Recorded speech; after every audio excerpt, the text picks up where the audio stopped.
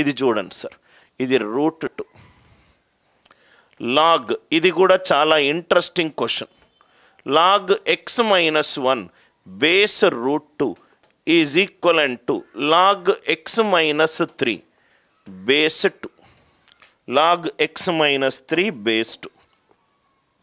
Log x - 1 base √2 is equivalent to log x - 3 base 2.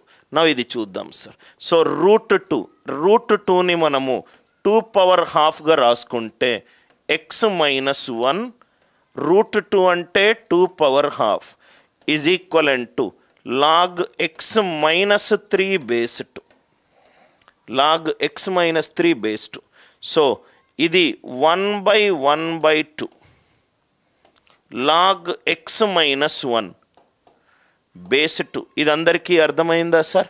Right. ఇక్కడ గనక 1/2 ఉంటే x - 1 power half వచ్చేది.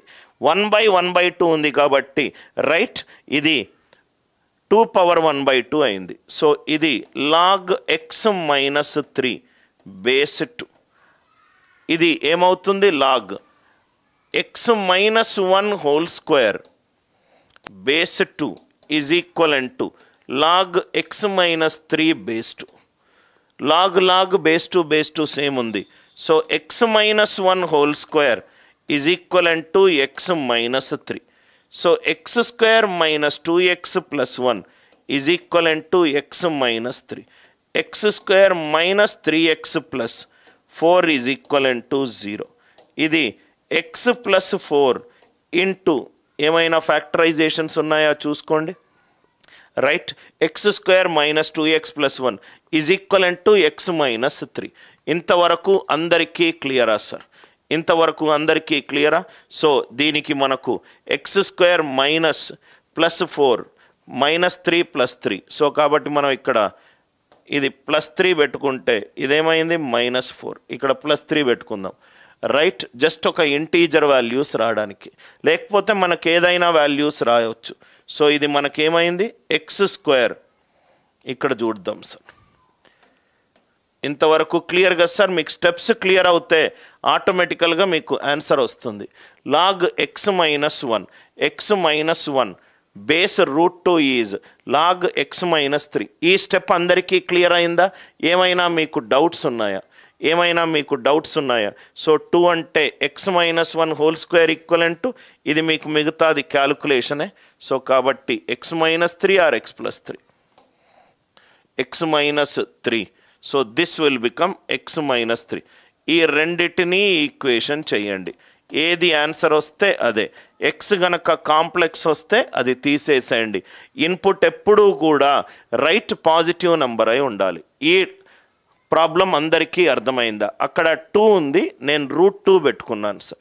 దీన్ని 2ని మనము √2 హోల్ స్క్వేర్గా కూడా రాయొచ్చు. √2 హోల్ స్క్వేర్గా కూడా మనం రాయొచ్చు. ఇది అందరికీ క్లియరా?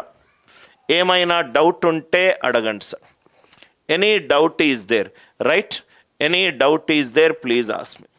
x - 1 whole square equivalent to x - 3.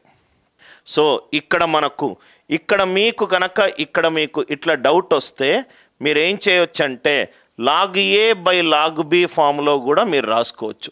ఆ స్టెప్ స్కిప్ చేశాను కాబట్టి మీకు డౌట్ వచ్చే ఛాన్స్ ఉండొచ్చు. log x - 1 by log √2 is equivalent to log x - 3 by log 2. log A base B అంటే log A by log B. అంటే ఇదేమైంది? log x - 1 √2 అంటే half log 2, ఇదేమో half log 2 is equivalent to log x - 3 by log 2. log x - 3 by log 2. log 2 cancel అయింది. అంటే ఇదేమైంది? 2 log x - 1 is equivalent to log x - 3 అయింది. log x - 3.